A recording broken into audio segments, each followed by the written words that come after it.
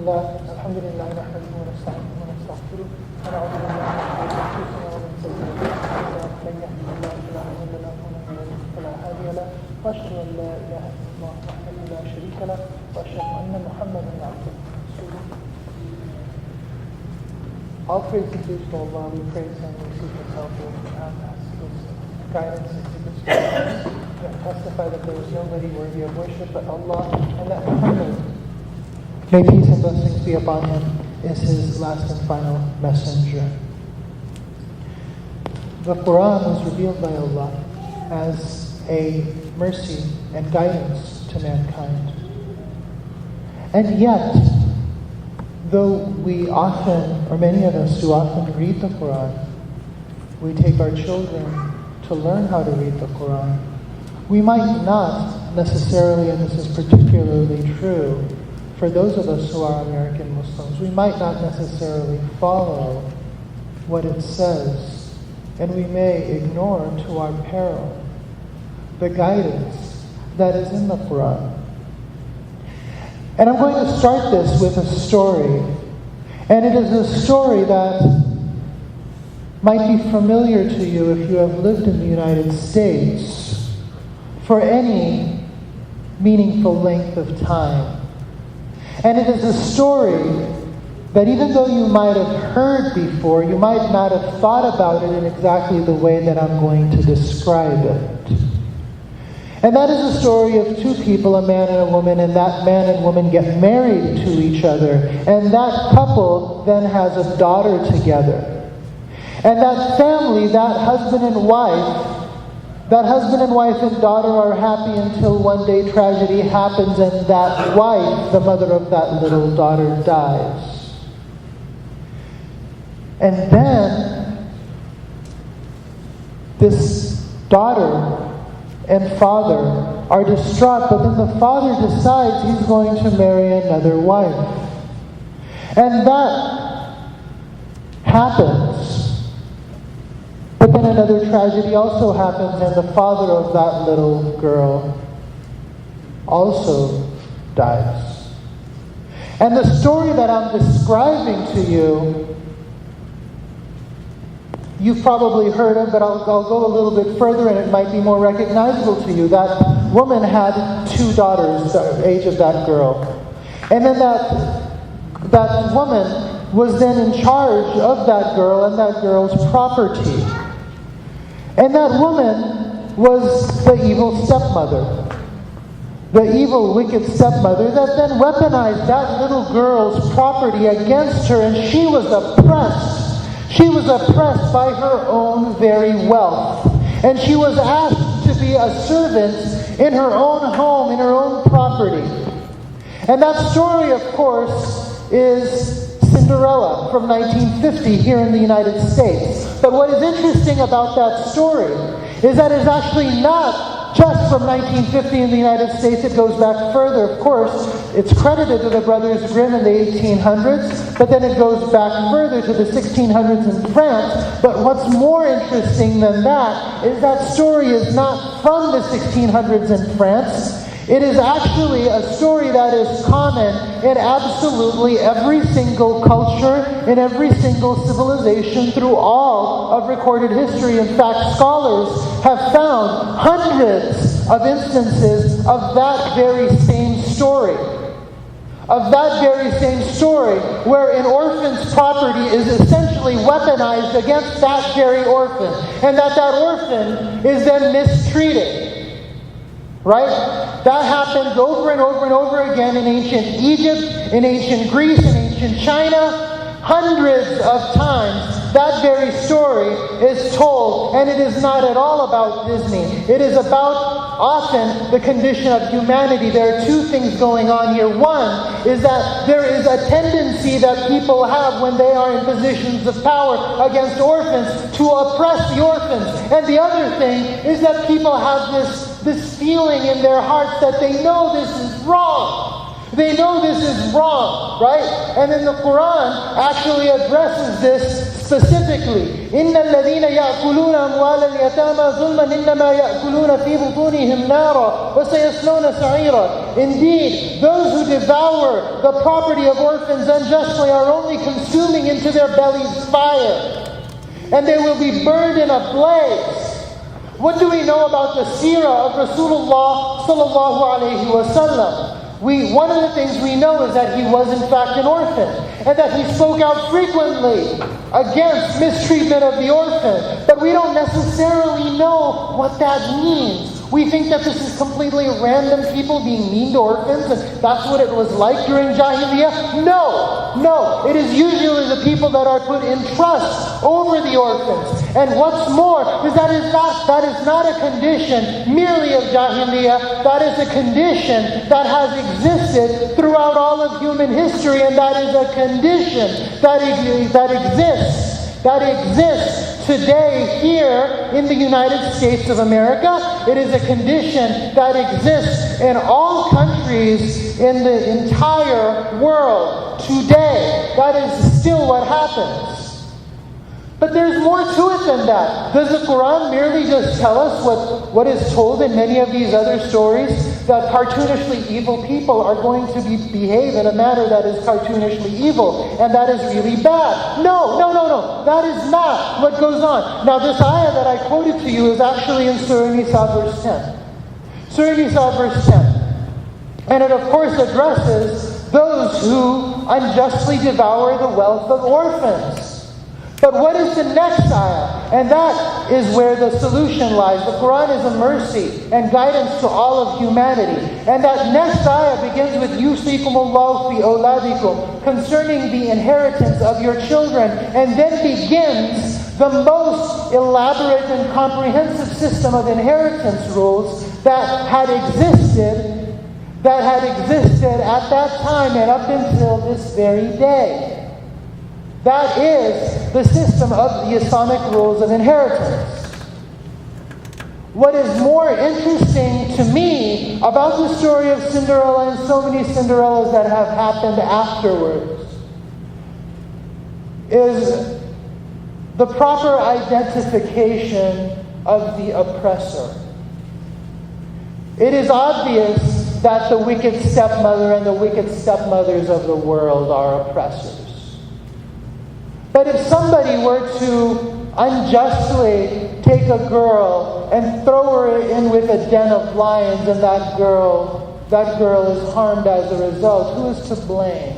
The lions or the person that threw her in there? What happened here is that the father and the mother did not look after the interests of their daughter. And they left it to such a state where they are in a position to be oppressed.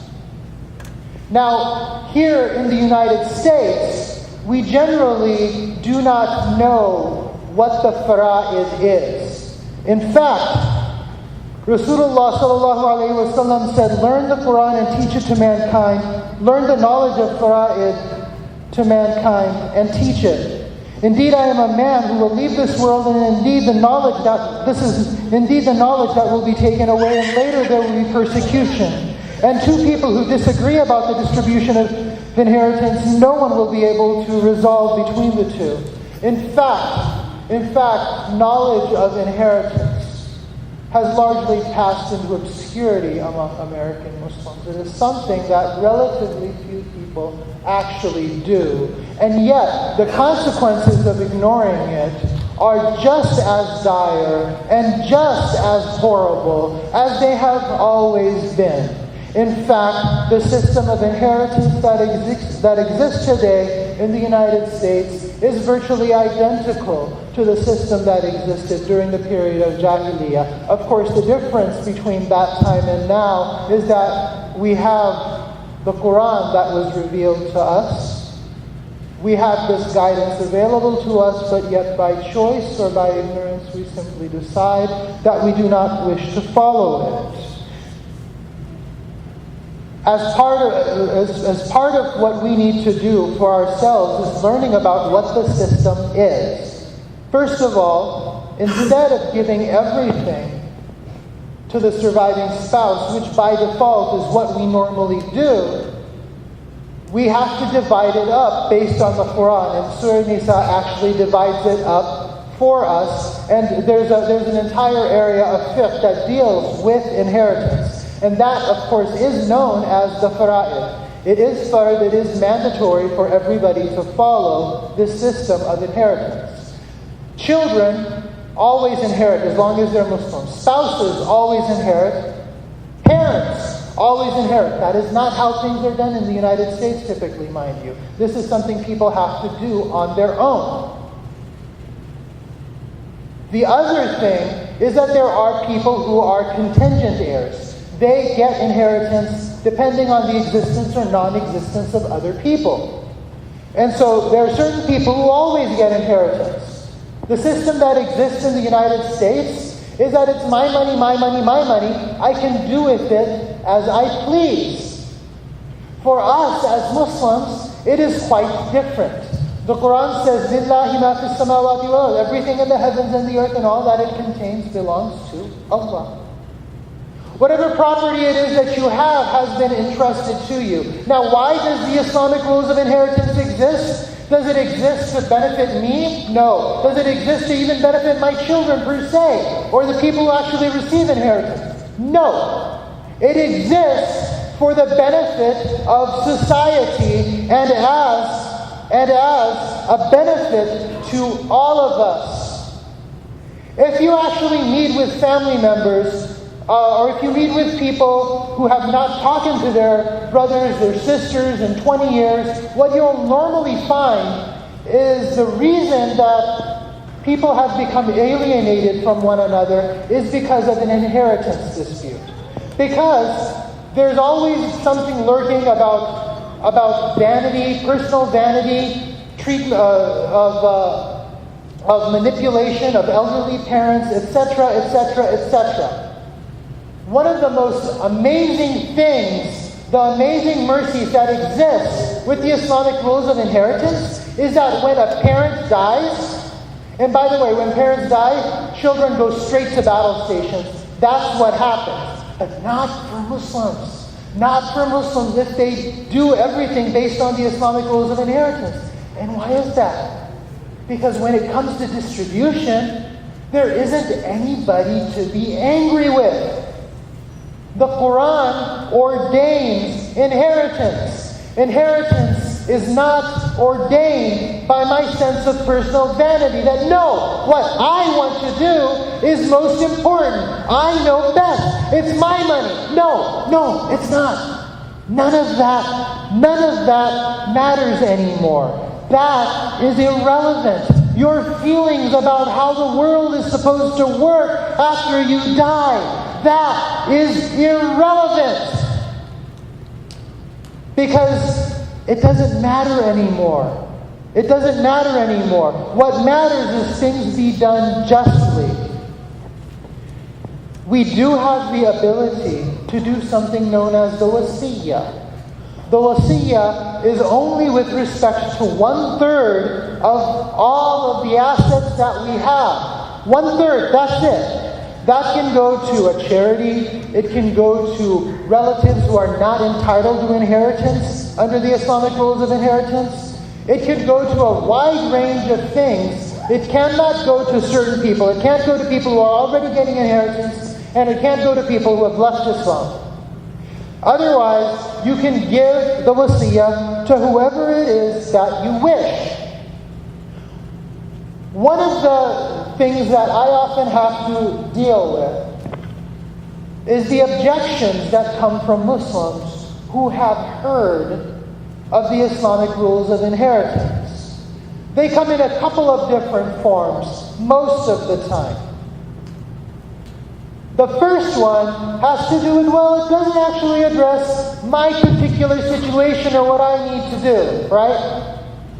Say I have a son who's a multimillionaire, who's healthy, doing really, really well, and I have a daughter who has Down syndrome, doesn't make any money, will probably never get a job, will probably never get married. How on earth is it fair that daughter gets less inheritance than that son?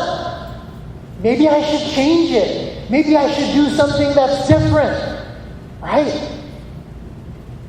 Well, how about that? How about that? Here's the thing with inheritance. Inheritance is not to make things equal. Inheritance is not to right particular wrongs that you see right now. That is not inheritance. Inheritance is about distribution of wealth at some indeterminate point of time, about things at which you, in a world in which you are not aware, you do not know what the situation is going to be like when that actually happens. You don't know. It's about it's about knowledge that is unseen. And you cannot plan for what you cannot see. Your millionaire son might not always be a millionaire, and your daughter might not always need you. But what's more is that if your daughter has a need, you deal with it now. If there is a situation that requires your attention concerning your daughter, and your daughter needs medical care, she needs some money, she needs to be taken care of, she needs a whole system to take care of her. You deal with that now. You don't deal with that after you die. You don't know when that's going to be. That's not when you address it. That's a complete misunderstanding of what inheritance is in the first place. The other is that it is sexist and somehow backwards, and it is not how we do things anymore, because now men and women are treated equally. And one thing that people know about Islamic rules of inheritance, even if they barely know anything at all, is that sons get more than daughters. It's not necessarily true that men get more than women. In fact, fathers and mothers get exactly the same. But it's true that sons and daughters get a different amount of inheritance. And think about it this way. The reason for that difference, or one of the reasons that often has been cited by scholars, is that there is a difference in how the money is supposed to be spent. A son who gets inheritance is supposed to utilize that for the benefit of others, for the benefit of family, for the benefit of children, for the benefit of a wife, for the benefit of sisters. That's what a son is supposed to do. But when a woman gets inheritance, she is not obligated to do anything with that at all. She does not have any obligations with regard to that property. Think of it this way, and this is understood in basic economics. If you have two identical properties, say they're apartment buildings, and say they are apartment buildings that are equal, they look the same, they have the same number of apartments, they're next door to each other, everything is the same except one apartment building has a bunch of restrictions. It has rent control. You can't tear it down. The other one, you can do whatever it is that you want. Now, the property that has restrictions will be worth less than the property that does not have any restrictions, and that is why you have the difference. It does not have anything to do with who is better than who. It has to do with the restrictions that come with that property. The other thing is that it presupposes the notion that in America people are treated equally. That is emphatically not true. In Islam, there is a right to inheritance. Women have a right to inheritance in Islam. Did you know that in the United States of America, not in the 1800s, but today, women have no right to inheritance? In fact, nobody has a right to inheritance. That is a completely alien concept in American law. That does not exist. You can do whatever it is that you want with your property, and so you're not making an appropriate comparison. Barakallahu lana wa lakum fil Qur'an al-Majid wa nafa'ana wa iyyakum bil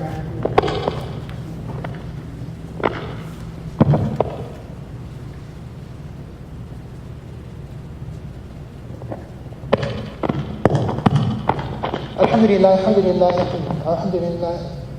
Rabbil Alameen, wassalatu wassalamu ala Rasulillah. I came across this situation before because I actually do deal a lot with inheritance situations, and I was asked to help somebody, and this doesn't go to anything like privilege or confidentiality, so it's something I can actually share. But it is a situation where somebody wanted some help in giving away all of his money, and this was many millions of dollars, and he wanted to give it all away to a masjid. He wanted to give all of his money to a masjid. And I expressed that this is a problem. You actually, in Islam, you cannot do that. Now, in the Catholic Church, this actually was a really common thing. people would go, a priest would go to the deathbed of a sick person, and they would say, look, give everything to the Holy Church and we will grant you absolution. Now in Islam we can't do that. Families have an absolute right to inheritance, and you can't simply give it to an Islamic organization and say to be done with it. No, it does not work that way. So what I told them is, look, you have children, and in Islam, children have a right over the masjid. They have a right over everybody. The Quran says they get inheritance, and so you are supposed to give them inheritance. His response was actually quite interesting, and it's something that is worth learning from, and that's why I'm sharing it. He said that, look, I have children, yes, this is true. Unfortunately, I don't like my children, and my children, they don't like me. I have not seen them for 20 years, and they have gotten married, and they have had their own children, and my own grandchildren, I have never seen them, I have never met them. I work really, really hard for my money. Why should I give them anything? And then he said something really interesting. He said, thank God, in America, we don't have to do Islamic inheritance. This is somebody who wanted to give everything to the masjid. And this is precisely the reason why following the Islamic rules of inheritance, despite your feelings on your children. And I know there are a lot of people who are disappointed with their children. There are a lot of children who are disappointed with their parents. But did you know that Islam, being a mercy to mankind, one of the things about being a mercy to mankind is that in many cases your own feelings, your own personal vanity, it doesn't really matter. It's irrelevant. Did you know that it is actually haram? It is haram to cut off family ties. And this is something that is commonly done in the United States, and it seeps into American Muslim culture as well. The idea that you can tell a son, look, son, you are dead to me. You are disowned. I'm disinherited. Well, you cannot do that as a Muslim. You have no call to do that. It is not yours. It is not yours to disinherit. Your son is your son, and your son has rights, and those rights are in the Quran. And your son gets inheritance from you. Your daughter gets inheritance from you. It does not matter that you love your daughter, you like your daughter, that she returns your phone calls. None of that matters. None of that matters. You must maintain ties with your family, and you must be sure to include them. There are two things that I will ask of you in closing. And one of them, and this is of course something that is coming on close to Mother's Day. And we know that a lot of people love their mothers, but a lot of people aren't very crazy about them. A lot of people are not crazy about their parents. A lot of parents are not crazy about their children. And yet, and this is the case. If you're feeling that this is something that is unique to you or unique to your family, by the way, everybody thinks their family is messed up in some way. That's just the way, especially if you have a family that's large enough. That's always what happens. But it is vital and it's incumbent on everybody here to make sure and call that person, visit that person. It doesn't matter that that person is younger. It doesn't matter that that person is supposed to call you. You have to leave your ego aside and be in touch with that person.